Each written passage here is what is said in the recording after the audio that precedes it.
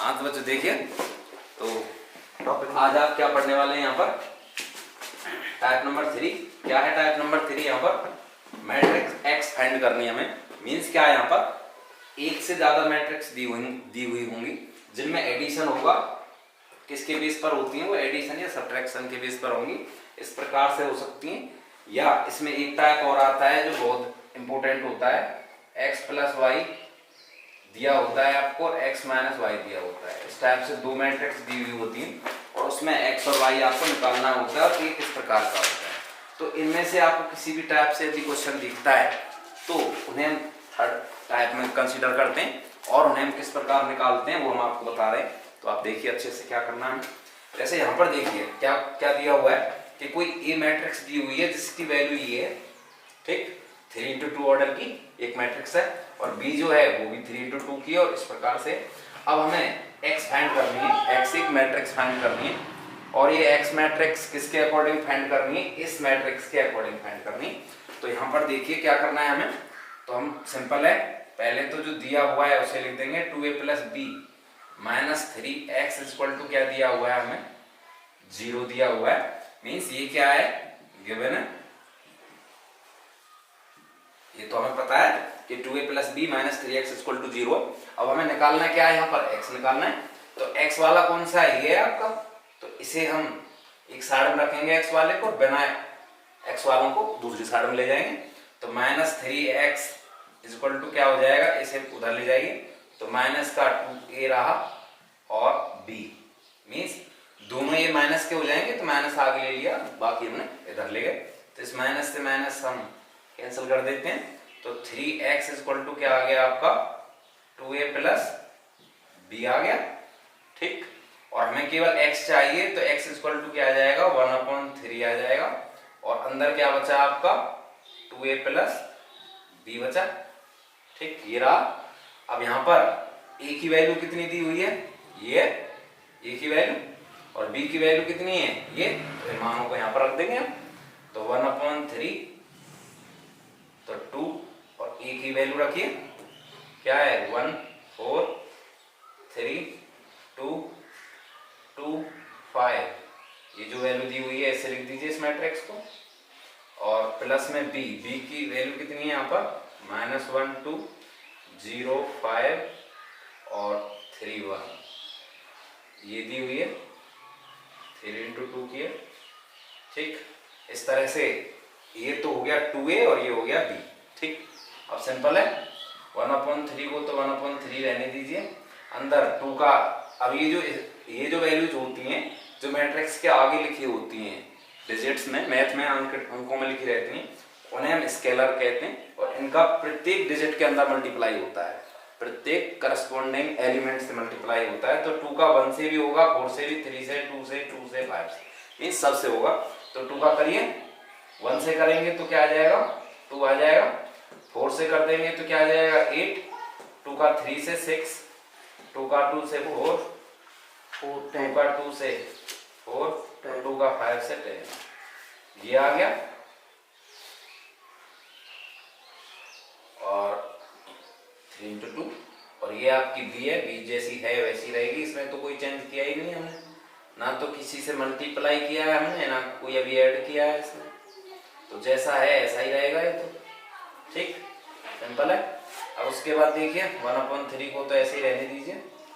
अब आगे क्या दिया हुआ है? इन दोनों को ऐड करना है हमें। और ऐड या सब्ट्रैक्शन कब होता है? जब उनका ऑर्डर समान हो। तो यहाँ ऑर्डर समान है तो हम कर सकते हैं। तो देखिए पोजीशन के अकॉर्डिंग होता है, मैट्रिक्स का ऑर्डर समान। तो मैट्रिक्स का ऑर्डर क्या होना चाहिए? समान होना चाहिए। दूसरा क्या है कि जो एडिशन या जो सब्ट्रैक्शन होगा वो करस्पॉन्डिंग एलिमेंट के अकॉर्डिंग होगा। मींस यहाँ पर a11 जो है और यहाँ पर a11 है, वही दोनों आपस में सब्ट्रैक्ट हो सकती हैं या एडिशन हो सकता है, जुड़ सकते हैं, कर सकते हैं। तो 2 में से यहाँ 2 और -1 को जब ऐड करेंगे तो क्या लिखेंगे हम? 2 - 1 लिखेंगे। 8 और 2 को ऐड करेंगे तो क्या लिख देंगे? 8 + 2। 6 + 0 को ऐड करेंगे तो 6 ही आ जाएगा, सिंपल। 4 + 5 को ऐड करेंगे तो सिंपल 9 लिख सकते हैं। 4 + 3 को ऐड करेंगे तो क्या लिख देंगे? 7। और 10 + 1 को ऐड करेंगे तो कितना लिख देंगे? 11 लिख देंगे। इस प्रकार से हम लिख देंगे यहाँ पर। भैया 8 + 2 10 क्यों लिखोगे? डायरेक्ट 10 लिख सकते हैं, वो बस समझाने के लिए लिख दिया है, ठीक है। तो हमने ये बस समझाने के लिए लिख दिया था कि 8 को 2 से ऐड किया गया है यहाँ पर, 4 को 5 से, और इस प्रकार आप डायरेक्ट लिख सकते हैं। अब यहाँ पर क्या लिख सकते हैं आप, 8 + 2 कितना आ गया, 10 आ गया, और 2 में से 1 जाएगा तो कितना आ जाएगा यहाँ पर, 1 आ जाएगा, ठीक। और 6 + 0 था 6 आ गया, 4 + 3 था 7 आ गया, 10 + 1 11 आ गया। तो इस प्रकार से आपका ये हल हो गया। इस 3 को आप चाहो तो प्रत्येक में 3 का यहाँ पर 1/3 का मल्टीप्लाई करोगे तो 3 का सब में डिवाइड हो जाएगा, बस और कुछ नहीं है ये। और यही आपका किसका मान आ गया यहाँ पर, x का मान आ गया, यही आपका क्या है यहाँ पर आंसर है, चेक।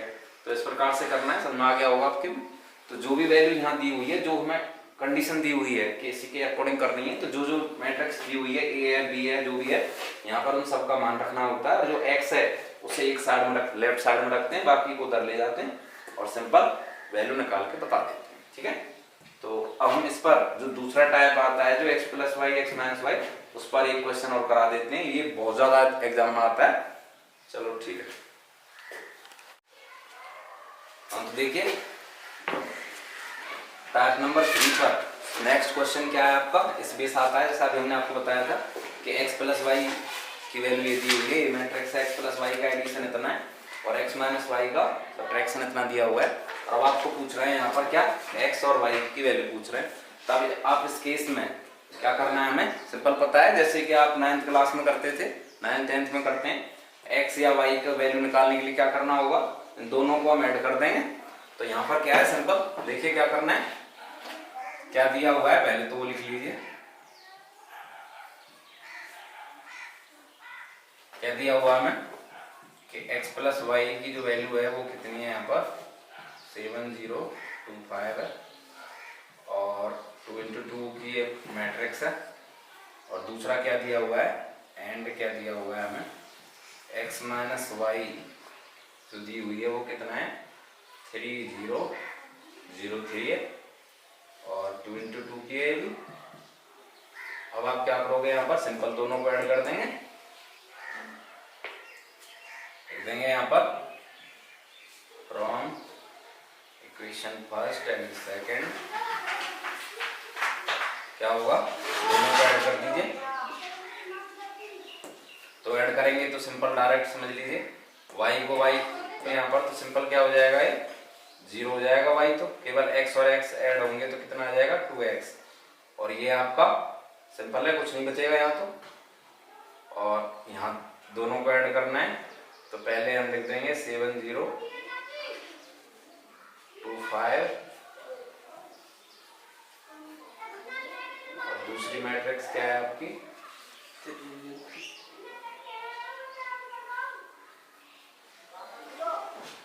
ठीक। और y तो खत्म हो गया, केवल क्या बचा है आपका यहाँ पर 2x, और दोनों को ऐड कर दीजिए। तो 7 को 3 से ऐड करेंगे तो सीधा क्या लिख देंगे हम, 7 + 3, अरे आवाज करते ही रहोगे, कब परे के बतरा ले हो। 7 + 3 कितना आ गया भाई, 10, और 0 और 0 ऐड करेंगे तो कितना आएगा, 0, 2 और 0 कितने हो गए, 2, 5 और 3 कितने हो जाएंगे, 8, ठीक। 7 3 10 हो गए, 0 और 0 0 हो गए, 2 और 0 2 आ गया, 5 और 3 8 आ गया, ये 2 × 2 हो गया, एडिशन हो गया। अब x कितना बचा, ये 2 को हम उधर ले जाएंगे तो कितना आ जाएगा, 1/2, बाकी जो है उसे आप सिंपल लिख दोगे यहाँ पर, उसमें कोई चेंज नहीं है। अब इस 2 का सब में डिवाइड कर सकते हैं, पॉसिबल है तो कर दो, कोई प्रॉब्लम नहीं। तो 10 में करेंगे, 10/2 कितना आ गया, 5, 2 का 0 में करेंगे कुछ नहीं आएगा, 0 ही, 2 का 2 में कर देंगे कितना लिख देंगे, 2 का 2 में लिख देंगे 1, 2 का 8 में कर देंगे 4, 2, और ये आपका आ गया x मैट्रिक्स आ गई। तो एक आंसर तो आपका ये हो गया, आप उसे यहाँ पर भी छोड़ सकते हैं, कोई प्रॉब्लम नहीं, एक ही बात है, ठीक है, यहाँ भी छोड़ सकते हैं, एक ही बात है। अब आगे देखिए, अब जो ये मान आया है आपका, इसे हम इक्वेशन नंबर 3 मान लें और इसे हम इक्वेशन नंबर 1 में रख सकते हैं। तो देखिए फ्रॉम इक्वेशन फर्स्ट क्या होगा, x plus y equal to कितना दिया हुआ है 7025, ये दिया हुआ है इक्वेशन फर्स्ट में, ये दिया हुआ है। और इक्वेशन थर्ड में x की वैल्यू कितनी है उसे आप रख देंगे यहाँ पर। तो क्या रख देंगे, इक्वेशन थर्ड से यहाँ पर रख दीजिए, क्या हो जाएगा 5014, ये x की वैल्यू रख दिया आपने, और प्लस y इक्वल टू कितना दिया हुआ है यहाँ पर 7025 दिया हुआ है, तो उसे रखिए। आगे देखिए y निकालना है, इसे इधर ले जाएंगे तो y इक्वल टू कितना आ जाएगा 7025, 2 इंटू 2 माइनस हो गया 5014, ये आ गया 2 इंटू 2। अब देखिए हमें बताया था करस्पॉन्डिंग एलिमेंट सब्ट्रैक्ट होते हैं, तो 7 में से 5 जाएगा तो कितना बचेगा, यहाँ पर 2 बचेगा, 0 में से 0 कुछ नहीं बचेगा, 2 में से 1 जाएगा तो 1 बचेगा, 5 में से 4 जाएगा तो 1 बचेगा। तो क्या हुआ 2 इंटू 2 मैट्रिक्स बची आपकी, क्या हुआ 7 में से 5, यहाँ माइनस का निशान है तो माइनस करना है, तो 7 में से 5 माइनस किए तो कितने बचे 2, और 0 में से 0 कुछ नहीं बचेगा, 2 में से 1 जाएगा तो 1 बचेगा, 5 में से 4 जाएगा तो 1 बचेगा। तो ये आपका किसका मान आ गया, y का मान आ गया। तो इस प्रकार आपने x और y के मान निकाल सकते हो आप। यहाँ पर दोनों को ऐड करके एक का मान आ गया, x का मान निकाल लिया, 2x और x 2x हो गए थे तो 2 का हमने डिवाइड कर दिया इधर साइड, और अंदर भाग जा रहा था तो हमने अंदर सब में डिवाइड कर दिया। दोबारा फर्स्ट में या सेकंड में किसी में भी एक में रख करके आप यहाँ पर रखोगे, और जो मान आया था उसे यहाँ पर रखोगे और उसे उधर ले जाकर निकाल लोगे, ठीक है। इस प्रकार से आप जब भी इस प्रकार का क्वेश्चन आता है जिसमें x या y की जो वैल्यू पूछी जाती है तो आपको इस प्रकार से उसे करना है, ठीक। चलिए अब आप समझ गए होंगे अच्छे से।